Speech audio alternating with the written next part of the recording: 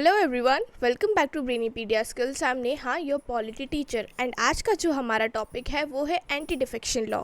आज की क्लास में हम समझेंगे एंटी डिफेक्शन क्या होता है और इसके रिगार्डिंग क्या लॉ हमें अपने संविधान, अपने कॉन्स्टिट्यूशन में देखने को मिलते हैं। Give me a second please. Yes, so today basically we are going to talk about the anti-defection law in our country। हमारे देश में एंटी डिफेक्शन लॉ किस तरीके से वर्क करता है, संविधान में इस चीज़ को लेकर क्या प्रावधान है और क्या मेजर एग्जांपल्स हैं जो हमें एंटी डिफेक्शन के रिगार्डिंग देखने को मिलते हैं अपनी कंट्री में। ये सारी ही बातें हम आज डिस्कस करेंगे। तो सबसे पहले मैं इंट्रोडक्शन की यदि बात करूं कि भाई एंटी डिफेक्शन लॉ का जो हमारे यहाँ इंट्रोडक्शन था वो कब हुआ। So the anti defection law was introduced in 1985 through the 52nd amendment act of the constitution. Anti defection law का अगर हम बात करें हमारे संविधान में, हमारे देश में इंट्रोडक्शन जो हुआ वो हुआ 1985 में बाय 52nd CAA यानी कि 52nd constitutional amendment act. Then objective की बात करूँ कि भाई ये जो हमारा एंटी डिफेक्शन लॉ है जिसके बारे में हम चीज़ें पढ़ रहे हैं, समझ रहे हैं, हमारे संविधान में, हमारे देश में इस एंटी डिफेक्शन लॉ की क्या ज़रूरतें थी, क्या नीड थी, क्या रिक्वायरमेंट थी बेसिकली। सो ऑब्जेक्टिव क्या थे? To address the issue of political defections and ensure stability in government by discouraging legislators from switching parties. Basically क्या होता था यहाँ पे, हम एंटी डिफेक्शन की अगर मैं सिंपल भाषा में बात करूँ, कई बार हमने देखा है कि जो पॉलिटिकल लीडर्स होते हैं वो अपने फ़ायदे के लिए पार्टी स्विच कर लेते हैं, एक पॉलिटिकल पार्टी को छोड़ के दूसरी पॉलिटिकल पार्टी को ज्वाइन कर लेते हैं। जहाँ उन्हें लगता है कि किसी दूसरी पॉलिटिकल पार्टी में उनका ज़्यादा फ़ायदा हो रहा है, ज़्यादा मुनाफा हो रहा है, तो वो क्या करते हैं, पॉलिटिकल पार्टी स्विच कर लेते हैं।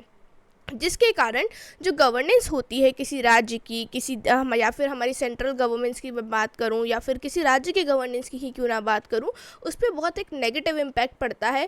जो भी गवर्नमेंट के कार्य होते हैं, जो भी कार्यकाल होता है, जो भी पॉलिसीज़ होती हैं, बहुत चीज़ें होती हैं, अगर एक लेजिस्लेटिव असेंबली का मेंबर MLA अपनी पॉलिटिकल पार्टी को चेंज करता है, मतलब गवर्नमेंट को छोड़ के किसी अपोजिशन पार्टी में जाता है, बेसिकली अगर MLA जो है अपना सपोर्ट CM के पास से हटा ले तो CM की जो गवर्नमेंट होती है वो वहाँ पे डिसॉल्व हो जाती है, ख़त्म हो जाती है, भंग हो जाती है। इसका मतलब पूरी की पूरी गवर्नमेंट क्या हो जाती है, यहाँ पे ख़त्म हो जाती है, अगर बहुत सारे MLA अपना सपोर्ट CM के पास से हटा लें।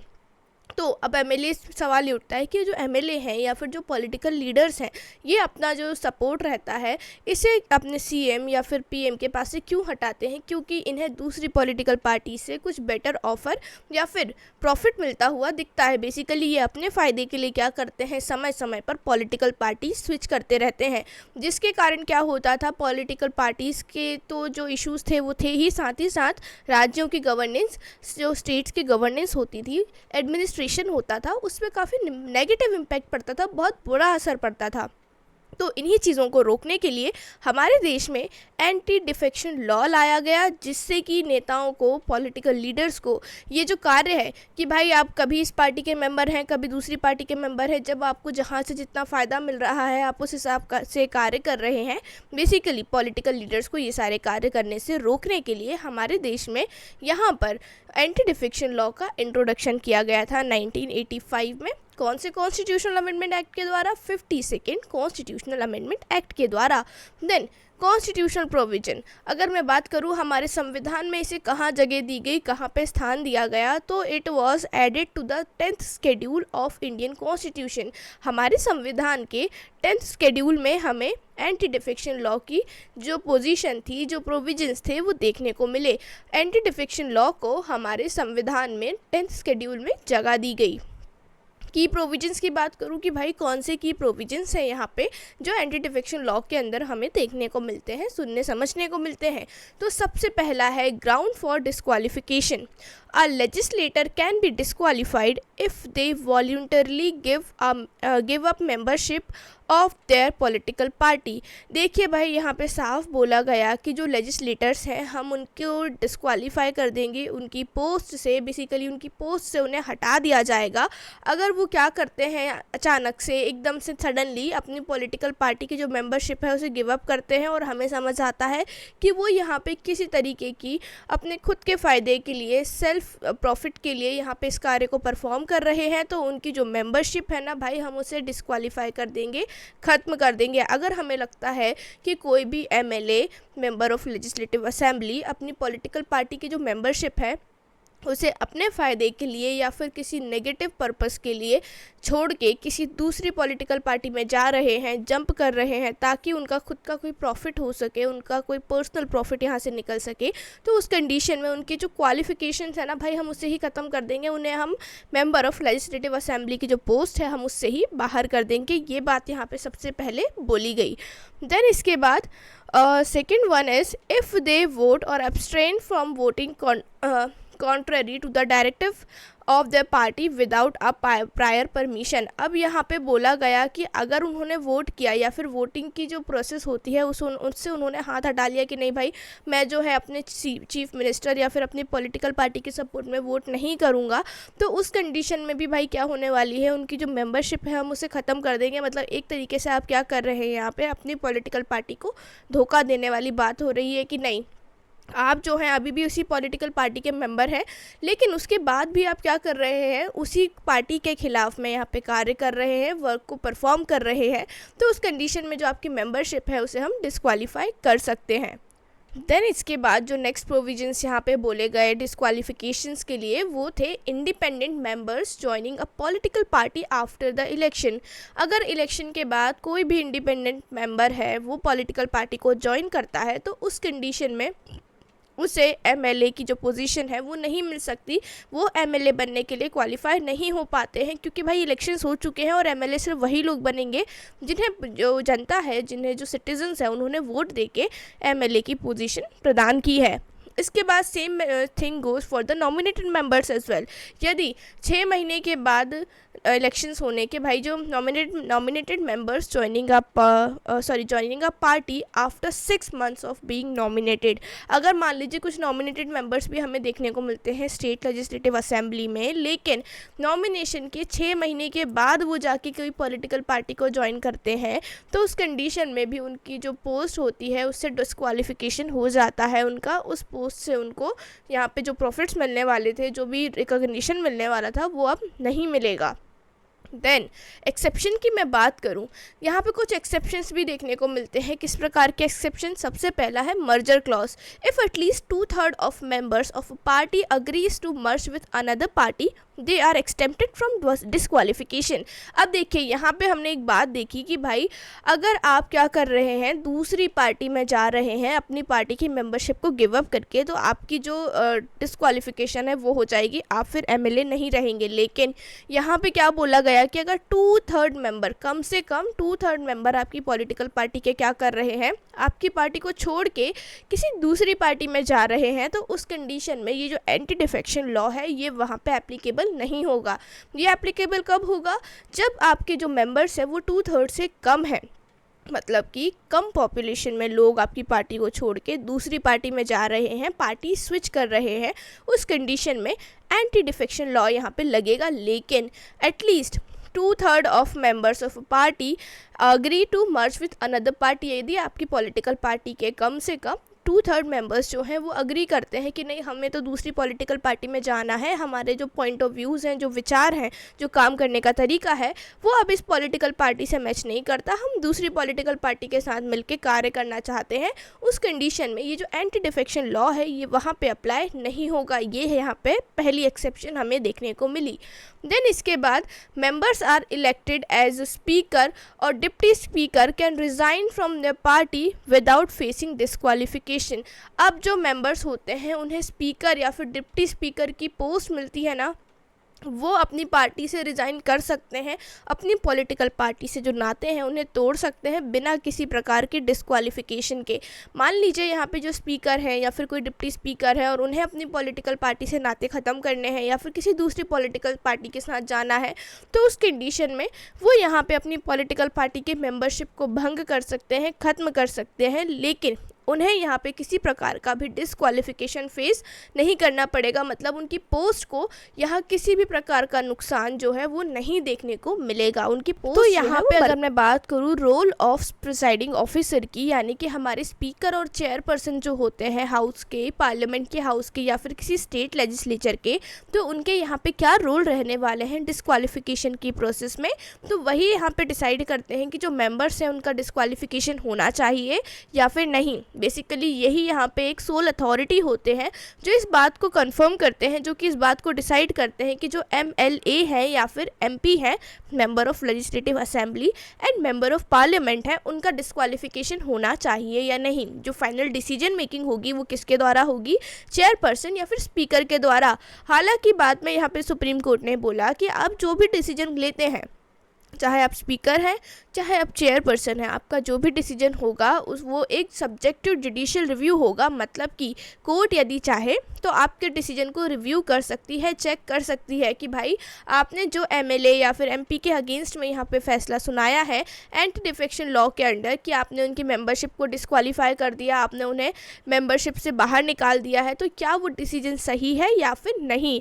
यदि सुप्रीम कोर्ट को लगता है कि भाई आपने ये जो डिसीजन मेकिंग करी है, डिस्क्वालिफिकेशन किया है किसी पर्टिकुलर मेंबर का, अगर वो गलत है, उन्हें अगर ऐसा लगता है, शक है कि भाई आपका ये जो डिसीजन है ये फेयर नहीं है, तो उस कंडीशन में कोर्ट के पास ये अधिकार है कि वो आपके डिसीजन को गो थ्रू करें एंड वहाँ पे पूरी जांच पड़ताल करें, चेक करें कि भाई आपने जिस बेसिस पे, जिस ग्राउंड्स पे किसी मेंबर की मेंबरशिप को डिस्क्वालीफाई किया है, एंड किया है, नल एंड वॉइड किया है, क्या वो सही है या फिर नहीं। बेसिकली यहाँ पे कोर्ट के पास ये अधिकार है कि जो हमारे स्पीकर और चेयरपर्सन के द्वारा डिसीजंस लिए जाते हैं वो सही है या फिर नहीं, वो मोरालिटी को हार्म तो नहीं पहुँचाते, वो किसी भी तरीके से हमारे संविधान में कही हुई बातों का हनन तो नहीं करते। इन सभी बातों का ध्यान रखने के लिए सुप्रीम कोर्ट यहाँ पे है। हालांकि डिस्क्वालिफिकेशन की जो फाइनल डिसीजंस होते हैं कि हाँ भाई हम इस तरीके से इस बेसिस पे डिस्क्वालिफिकेशन कर रहे हैं और हमें लगता है कि हमारे हाउस के ये जो मेंबर हैं, चाहे वो लेजिस्लेटिव असेंबली के मेंबर हों या फिर पार्लियामेंट के मेंबर हो, हमें लगता है कि लोकसभा या राज्यसभा जहाँ के भी मेंबर वो हैं, हमें लगता है कि हमें इनको इनकी पोस्ट से डिस्क्वालीफाई कर देना चाहिए। तो जो फाइनल डिसीजन मेकिंग होगी वो होगी उस हाउस के स्पीकर या फिर चेयरपर्सन की।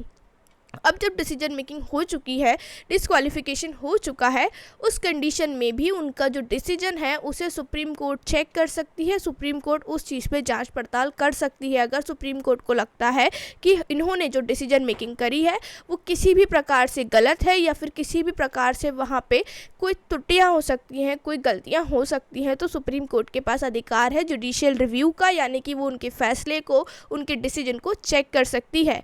देन इसके बाद मैं नेक्स्ट बात करना चाहूँगी यहाँ पे सिग्निफिकेंस की। It prevents political instability. भाई अब जो हमारा एंटी डिफेक्शन लॉ आया है इसके क्या सिग्निफिकेंस है। सबसे पहला है it prevents political instability. Political instability मतलब कि पहले जब हमारे देश में एंटी डिफेक्शन लॉ नहीं हुआ करता था तो काफ़ी ज़्यादा हद तक हमें पॉलिटिकल इंस्टेबिलिटी देखने को मिलती थी। मतलब कोई गारंटी नहीं है कब कौन सा पॉलिटिकल लीडर अपनी पॉलिटिकल पार्टी को छोड़ के किसी दूसरी पॉलिटिकल पार्टी के पास चला जाएगा, वो भी सिर्फ और सिर्फ खुद के फ़ायदे के लिए। लेकिन जब से एंटी डिफेक्शन लॉ आया है, यहाँ पे जो पॉलिटिकल लीडर्स हैं उनके अंदर एक फियर की फीलिंग है, एक फील होता है, उन्हें पता होती है ये चीज़ कि अगर हम बिल्कुल ही मन से कार्य करेंगे, बिल्कुल सिर्फ और सिर्फ अपने मुनाफे, अपने फ़ायदे के बारे में सोच के कार्य करेंगे, तो जो एंटी डिफेक्शन लॉ है वो हमारे लिए बैठा हुआ है, हमें उस चीज़ के कारण पनिशमेंट मिल सकती है, हमें अपनी पोस्ट से जो हमने इतने सालों की मेहनत से कमाई है उससे हमें हाथ धोना पड़ सकता है। तो यहाँ पे एक पॉलिटिकल स्टेबिलिटी को बरकरार करता है हमारा anti defection law. It discourages frequent party switching, ensuring stable government. अब जो हमारा यहाँ पे एंटी डिफेक्शन लॉ है ये फ्रीक्वेंट पार्टी स्विचिंग को, मतलब कि भाई जो पॉलिटिकल लीडर्स पहले किया करते थे अपने फ़ायदे के लिए, अपने मुनाफे के लिए समय समय पर पॉलिटिकल पार्टी स्विच किया करते थे, उसकी जो एक रेट्स थे उसमें काफ़ी हमें डिस्करेजमेंट देखने को मिला, काफ़ी यहाँ पे हमें उसके रेट्स कम देखने को मिले, जिसके कारण प्रेजेंट डे में हमें एक स्टेबल गवर्नमेंट देखने को मिलती है। कि भाई आज के टाइम में हमें पता है कि यदि हमने किसी गवर्नमेंट का फॉर्मेशन किया है वोटिंग के द्वारा, तो वो गवर्नमेंट 5 साल टिकने वाली है। लेकिन पुराने समय में इस बात की कोई गारंटी नहीं हुआ करती थी, क्योंकि जिस जगह से भी पॉलिटिकल पार्टीज़ के लीडर्स को फ़ायदा मिलता था, मुनाफा मिलता था, वो अपनी पॉलिटिकल पार्टी को छोड़ के उस दूसरी जगह पे चले जाया करते थे। आगे की स्लाइड्स में हम कुछ एग्जाम्पल्स की भी बात करने वाले हैं, जहाँ पे हमें बहुत सारे मेजर केसेस देखने को मिले इंडिया में कि भाई पॉलिटिकल लीडर्स ने अपने फ़ायदे के लिए, अपने मुनाफे के लिए पॉलिटिकल पार्टी को छोड़ दिया और किसी दूसरी पॉलिटिकल पार्टी के मेंबर बन गए, जिसके कारण उस पर्टिकुलर राज्य की जो स्टेट गवर्नमेंट रही उसके एडमिनिस्ट्रेशन पर बुरा असर पड़ा। और कईयों बार ऐसा देखने को मिला कि भाई पूरी की पूरी सरकार ही गिर गई, फिर से दोबारा से नई सरकार, नई गवर्नमेंट का वहाँ फॉर्मेशन हमें देखने को मिला। तो जो एंटी डिफेक्शन लॉ है ना, इसने इन सारी चीज़ों में काफ़ी राहत हमें प्रदान करी कि भाई अब जो पॉलिटिकल लीडर्स से कभी भी अपने मन से इस तरीके के कार्यों को परफॉर्म नहीं कर सकते हैं। नेक्स्ट मैं बात करना चाहूँगी यहाँ पे प्रमोट्स पार्टी डिसिप्लिन। अब यहाँ पे हमारा जो एंटी डिफेक्शन लॉ है ये पार्टी डिसिप्लिन को भी प्रमोट करता है। Legislators are bound to follow party directives maintaining cohesion with party.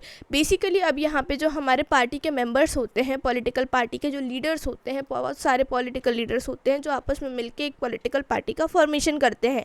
तो अब ये जो हमारे लेजिस्लेटर्स होते हैं, जो भी लेजिस्लेटर मतलब होता है जो भी हमारे रूल्स रेगुलेशंस एंड लॉज की फ्रेमिंग करते हैं, अब इनके पास एक डिसिप्लिन आ जाता है कि भाई हमें अपने पार्टी के जो मोटिव्स होते हैं, पार्टी के जो भी डिसिप्लिन होते हैं, रूल्स रेगुलेशंस होते हैं, हमें उन्हें फॉलो करना पड़ेगा।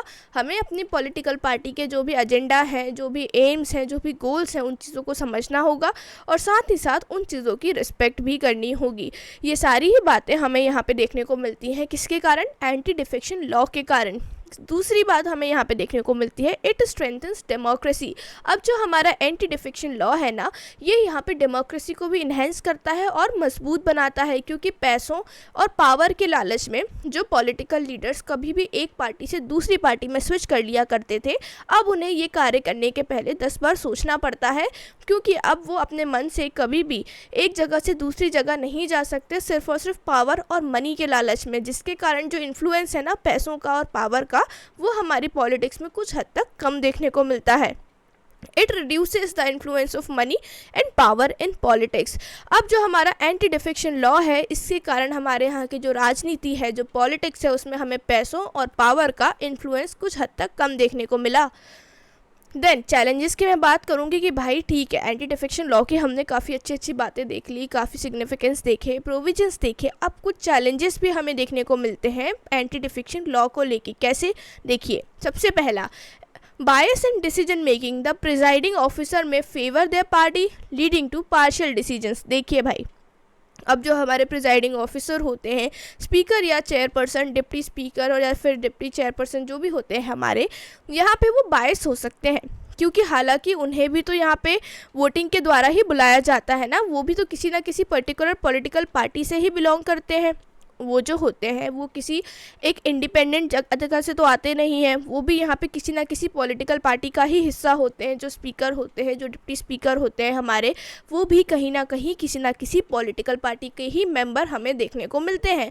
तो अब यहाँ पे ये जो हमारे मेंबर हैं पॉलिटिकल पार्टी के, स्पीकर या फिर डिप्टी स्पीकर सर, कई बार ऐसा हो सकता है कि भाई वो अपनी पॉलिटिकल पार्टी को फेवर कर दें, वो अपनी पॉलिटिकल पार्टी के हित में, अपनी पॉलिटिकल पार्टी के फेवर में आंसर या फिर डिसीजन सुना दें। देन इस तरीके के चैलेंजेस हमें देखने को मिलते हैं कि मान लीजिए कि किसी भी हाउस में एक केस चल रहा है यहाँ पे एंटी डिफेक्शन का, और उस कंडीशन में जो डिसीजन मेकिंग है वो तो ऑफ कोर्स हमारे स्पीकर या फिर डिप्टी स्पीकर ही करने वाले हैं। देन उस कंडीशन में not a deputy speaker but speaker और चेयरपर्सन, देन उस कंडीशन में ये इल्ज़ाम लगाए जाते हैं कि भाई ये जो हमारे स्पीकर या फिर ये जो हमारे चेयरपर्सन है, ये पर्टिकुलर किसी पार्टी से बिलोंग करते हैं, तो ये तो अपनी पॉलिटिकल पार्टी का ही सपोर्ट करेंगे, अपनी पॉलिटिकल पार्टी को ही जिताने की कोशिश करेंगे, अपनी पॉलिटिकल पार्टी को ही फेवर करेंगे। सेकेंड लूप होल तो नहीं बोलना चाहिए मुझे, चैलेंज देखने को मिलता है। It is a loop hole in merger clause. कैसे? The provisions for mergers can be exploited to bypass disqualification. अब देखिए मर्जर के जो क्लॉज होते हैं, हमने देखा कि भाई 2/3 मेंबर्स जो हैं वो जा सकते हैं पॉलिटिकल पार्टी को छोड़ के। तो यहाँ पे जो प्रोविजंस होते हैं ना, इन्हें एक्सप्लॉइट किया जा सकता है भाई, इन्हें भी तोड़ा मड़ोड़ा जा सकता है, अपने फ़ायदे के लिए घुमा फिरा के इस्तेमाल किया जा सकता है, ताकि ये जो डिस्क्वालिफिकेशन है ना, डिस्क्वालिफिकेशन का पूरा इल्ज़ाम है, डिस्क्वालिफिकेशन का पूरा जो प्रोसेस है उससे यहाँ पे बचा जा सके। फिर judicial delay, prolonged resolution of disputes undermines the loss effectiveness. भाई हमारे यहाँ जो जुडिशियल डिले होते हैं भाई, जो भी केस होता है अगर किसी सुप्रीम कोर्ट या फिर हाई कोर्ट के पास गया, उसमें जो हमारे यहाँ का जुडिशियल प्रोसेस होता है वो काफ़ी लंबा होता है, काफ़ी लंबे समय तक चलने को देखने को मिलता है, जिसके कारण ये जो हमारा एंटी डिफेक्शन का लॉ होता है ना, इसकी इफेक्टिवनेस काफ़ी हद तक कम हो जाती है। क्योंकि अगर आप इंस्टेंट डिसीजन मेकिंग नहीं कर रहे हैं, तुरंत के तुरंत किसी भी डिस्क्वालिफिकेशन के डिसीजन पे फैसला नहीं ले रहे हैं, देन उस कंडीशन में जो उसकी इफेक्टिवनेस होती है ना, वो काफ़ी हद तक कम हो जाती है। No time limit, that law does not prescribe a time frame for presiding officer to decide on disqualification cases। अब देखिए यहाँ पे हमारे जो प्रिजाइडिंग ऑफिसर्स हैं, स्पीकर हैं, स्पीकर और जो हमारे चेयरपर्सन हैं, उनके पास कोई टाइम लिमिट नहीं होती कि भाई आपको 15 दिन के अंदर, 6 महीनों के अंदर या फिर 1 साल के अंदर इस पर्टिकुलर डिस्क्वालिफिकेशन पर फैसला सुनाना ही है। अब ये कम्प्लीटली उस स्पीकर या फिर चेयरपर्सन का कॉल है कि वो कितने समय में इस पर्टिकुलर केस पे, इस पर्टिकुलर डिस्क्वालिफिकेशन पे अपना फैसला या फिर अपना डिसीजन जो है वो सुनाते हैं। अब अगर यहाँ पे स्पीकर और चेयरपर्सन काफ़ी अच्छे रहें, काफ़ी प्रोफेशनल पॉलिटिकल लीडर हैं, तब तो बहुत अच्छी बात है, उन्होंने जल्दी जल्दी फैसला सुना दिया, सारी चीज़ें हो गई। लेकिन अगर यहाँ पे स्पीकर और चेयरपर्सन जो है वो अपनी पॉलिटिकल पार्टी की तरफ बायस्ड हैं, थोड़े से झुके हुए हैं और वो चाहते हैं कि उनकी पॉलिटिकल पार्टी के ही फेवर में डिसीजन आए, या किसी भी पॉसिबल रीज़न की वजह से वो जल्दी आंसर नहीं देना चाहते, जल्दी डिसीजन मेकिंग नहीं कर सकते या करना ही नहीं चाहते, वो कामों को टालना चाहते हैं, तो उस कंडीशन में हमारे संविधान में एंटी डिफेक्शन लॉ के रिगार्डिंग ऐसा कोई प्रावधान नहीं है जहाँ पे आप उन्हें फोर्स कर सके कि नहीं सर आप तो आज के आज फैसला सुनाइए, या तो आप 15 दिनों के अंदर फैसला सुनाइए। बेसिकली ये कम्प्लीटली उनके ऊपर डिपेंड करता है कि वो कब चाहते हैं अपने इस डिसीजन को सबके सामने पेश करना। यहाँ पे आप, मैं या फिर कोई और उन्हें फोर्स नहीं कर सकता कि आपको आपका डिसीजन जल्दी से जल्दी सुनाना पड़ेगा। देन इसके बाद नेक्स्ट है एग्जाम्पल्स। अब हम यहाँ पे कुछ एग्जाम्पल्स देखेंगे भाई, ऐसे कौन कौन से एग्जाम्पल्स हमें देखने को मिलते हैं एंटी डिफेक्शन लॉ के रिगार्डिंग में। सबसे पहला example Kihoto Hollohan what is Zachillhu case, जो कि 1992 में हुआ। This landmark Supreme Court case upheld the constitutional validity of anti-defection law but allowed judicial review of the Speaker's decision। अब ये जो हमारा 1992 का केस था, यहाँ पे हमें इस पूरे केस की सुनवाई सुप्रीम कोर्ट तक देखने को मिली, क्योंकि यहाँ पे सुप्रीम कोर्ट ने यहाँ के जो स्पीकर का डिसीजन था उसे जुडिशियल रिव्यू के अंदर रिव्यू किया। यहाँ पे सुप्रीम कोर्ट का भी काफ़ी इंटरफेरेंस हमें इस पर्टिकुलर केस में देखने को मिला। बेसिकली अगर मैं इस केस की बात करूं कि ये केस एक्जैक्टली था क्या, यहाँ पे हमारे जो किहोटो होलाहन थे, इन्होंने हमारे 10th शेड्यूल को, स्पेशली जो एंटी डिफेक्शन लॉ था, इसे चैलेंज किया था सुप्रीम कोर्ट में। इन्होंने बोला कि यहाँ पे जो हमारा 10th शेड्यूल और एंटी डिफेक्शन लॉ है ना, ये हमारे पॉलिटिकल लीडर्स की फ्रीडम ऑफ स्पीच जो है उसे छीनता है, हमारा जो बोलने का अधिकार है, एक्सप्रेस करने का अधिकार है, उसे कम करता है। कैसे? क्योंकि ये जो हमारा एंटी डिफेक्शन लॉ है, इसके अकॉर्डिंग हम अपनी पॉलिटिकल पार्टी से डिसएग्री नहीं कर सकते। यदि हमें अपने पॉलिटिकल पार्टी की कुछ बातें गलत लग रही हैं, कुछ पॉलिसीज़ गलत लग रही हैं, तो हम उस चीज़ का विरोध नहीं कर सकते, उस चीज़ का विरोध प्रदर्शन नहीं कर सकते, उसके खिलाफ आवाज़ नहीं उठा सकते, क्योंकि यदि हम ऐसा करेंगे तो यहाँ पे हमारा डिस्क्वालिफिकेशन हो जाएगा। और दूसरी बात उन्होंने ये भी बोली थी कि यहाँ स्पीकर को काफ़ी ज़्यादा जो पावर्स हैं, जो शक्तियाँ हैं, वो प्रदान की गई हैं एंटी डिफेक्शन लॉ के अंडर। यहाँ पे जो हमारे स्पीकर हैं उन्हें बहुत पावरफुल बना दिया गया है, वो चाहें जिसका चाहें उसका डिस्क्वालिफिकेशन एंटी डिफेक्शन लॉ के अंडर कर सकते हैं। तीसरी बात उन्होंने यहाँ पे ये बोली थी कि ये जो एंटी डिफेक्शन लॉ है ना, ये हमारे पॉलिटिकल पार्टीज़ के जो लीडर्स हैं उनके पॉलिटिकल करियर के लिए, या फिर बेसिकली सीधी सी बात यदि मैं बताऊं तो ये यहाँ पे हमारे एंटी डिफेक्शन लॉ को कम्प्लीटली गलत बता रहे थे, इलीगल बता रहे थे। इन्होंने बोला कि भाई ये जितने भी प्रावधान आपको एंटी डिफेक्शन लॉ में देखने को मिलते हैं, ये सारे ही गलत हैं, यहाँ पे ऐसा नहीं होना चाहिए। हालांकि सुप्रीम कोर्ट ने इस चीज़ को रिव्यू किया सारी ही बातों को सुना, समझा और इन्होंने बताया कि भाई ये जो एंटी डिफेक्शन लॉ के अंदर डिस्क्वालिफिकेशन है ये बिल्कुल सही है और जो स्पीकर का रोल हमें यहाँ पे देखने को मिलता है वो भी बिल्कुल सही है। यहाँ पे सीधी सी बात है, जो सुप्रीम कोर्ट था उन्होंने इनकी बातों को सुना, समझा और इस चीज़ के ऊपर डिसीजन मेकिंग करी। देन हरियाणा एमएलए गया लाल 1967, द फ्रेज आया Ram originated when Gaya Lal switched parties thrice in a single day, highlighting the need for anti defection measure. अब देखिए हरियाणा के एक एमएलए थे गया लाल, जिन्होंने क्या किया, एक ही सिंगल डे में 3 बार पॉलिटिकल पार्टीज़ को चेंज कर लिया। भाई 3 पॉलिटिकल पार्टीज़ को इन्होंने स्विच कर लिया क्योंकि इन्हें जहाँ से फ़ायदा मिल रहा था ये उस पॉलिटिकल पार्टी की तरफ चले जा रहे थे, जिसके कारण उस समय का काफ़ी एक फेमस जो बोलना चाहिए कोट था वो निकल कर आया, जो था कि आया राम गया राम। इन्होंने क्या किया, इन्होंने पूरे सिर्फ एक सिंगल डे में अपनी पॉलिटिकल रिक्वायरमेंट्स के अकॉर्डिंग, मनी या फिर पावर के रिक्वायरमेंट्स के अकॉर्डिंग इन्होंने एक ही दिन में तीन पॉलिटिकल पार्टीज़ को चेंज कर लिया, जिसके कारण ये फ्रेज निकला। और इस चीज़ जो पूरा इंसिडेंस हुआ 1967 में, इससे भाई एक चीज़ तो समझ आ गई कि जो हमारे एंटी डिफेक्शन के लॉ के जो मेजर्स हैं उन्हें और क्लियर होना ज़रूरी है। एंटी डिफेक्शन के जो लॉ हैं उन्हें और स्ट्रिक्ट होना ज़रूरी है। तो ये जो केस था एमएलए गया लाल 1967 का, ये काफ़ी एक फेमस केस रहा और ये जो पूरा कोर्ट है आया राम गया राम वाला, ये भी काफ़ी फेमस हो गया था इनके टाइम पे, क्योंकि इनके बाद ही ये कोर्ट जो है पूरे देश भर में चला, काफ़ी चर्चित रहे ये एमएलए जो कि गया लाल थे। इन्होंने एक ही दिन में 3 पॉलिटिकल पार्टीज चेंज कर ली। It is not a joke in these days. चलिए अब जो अगर मैं रिसेंटली बात करूं प्रेजेंट डे सिनेरियो में, तो रिसेंटली हमें तेलंगाना में एक केस देखने को मिलता है, वो भी 2025 में, जहां पे the supreme court reprimanded Telangana CM Revanath Reddy for allegedly mocking the anti-defection law by stating that no by-elections would be held if MLAs defected। अब देखिए यहाँ पे MLA के जो तेलंगाना के CM थे रेवनाथ सर, इन्होंने बोला कि भाई कोई भी इलेक्शंस नहीं होंगे अगर MLA को डिफेक्ट किया गया, मतलब MLA को यहाँ पे एंटी डिफेक्शन लॉज के अंदर यहाँ पे डिस्क्वालिफिकेशन प्रदान किया गया। इन्होंने बोल दिया कि अगर आप इसके बेसिस पे एमएलएस को डिस्क्वालीफाई करते हैं तो कोई भी बाई इलेक्शंस नहीं होंगे, कोई भी बाई इलेक्शंस को हम कंडक्ट नहीं कराने देंगे। जहाँ पे सुप्रीम कोर्ट ने इन्हें फटकार लगाई, यहाँ पे इनका ये जो पूरा स्टेटमेंट था इस चीज़ की कड़ी निंदा हुई। हालांकि बाद में इस चीज़ की डिसीजन मेकिंग भी हो चुकी थी। तो ये कुछ इंपॉर्टेंट केसेस हमें देखने को मिलते हैं हमारे एंटी डिफेक्शन लॉ के regarding.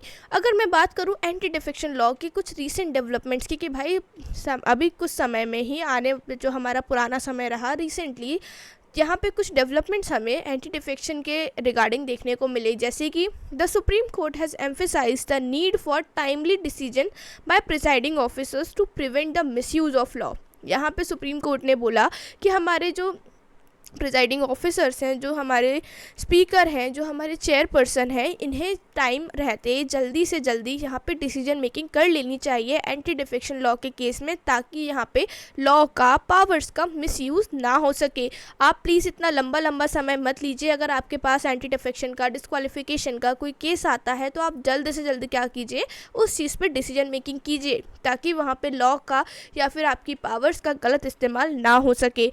Then Discussions on reforms include transferring the powers of disqualification to an independent body to ensure impartiality। अब यहाँ पे जो रिफॉर्म के डिस्कशंस है ना, चाहे वो ट्रांसफरिंग पावर हो या फिर डिस्क्वालिफिकेशन हो, ये एक इंडिपेंडेंट बॉडी को देने की बात कही गई, ताकि यहाँ पे इम्पार्शलिटी जो है वो देखने को मिले, किसी प्रकार का भेदभाव यहाँ पे देखने को हमें ना मिले।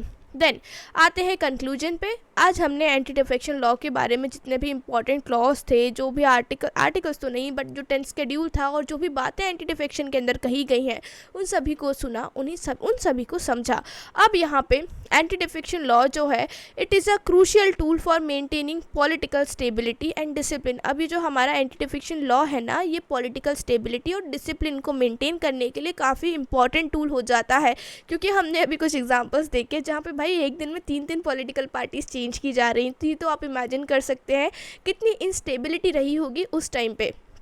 However, its effectiveness depends on addressing existing challenges and implementing reforms to make it more robust and impartial. हालांकि इसकी जो इफ़ेक्टिवनेस है ना कि भाई ये कितना इफ़ेक्टिव है, ये कितना कारगर है, ये डिपेंड करता है वहाँ के लोगों पे कि लोग इसको किस तरीके से इम्प्लीमेंट करा रहे हैं, लोग इस चीज़ का, इस पर्टिकुलर लॉ का किस सही तरीके से इस्तेमाल कर रहे हैं. मान लीजिए डिस्क्वालिफिकेशन का तो आपको यहाँ पे पूरा ऑप्शन दिया गया है, प्रोविज़न दिया गया है, लेकिन आपके जो प्रिजाइडिंग ऑफिसर हैं, जो भी स्पीकर हैं, चेयरपर्सन है, वो यहाँ पे अपने कार्य को सही तरीके से परफॉर्म नहीं करते, बहुत लंबा लंबा समय ले रहे हैं डिसीजंस मेकिंग करने के लिए.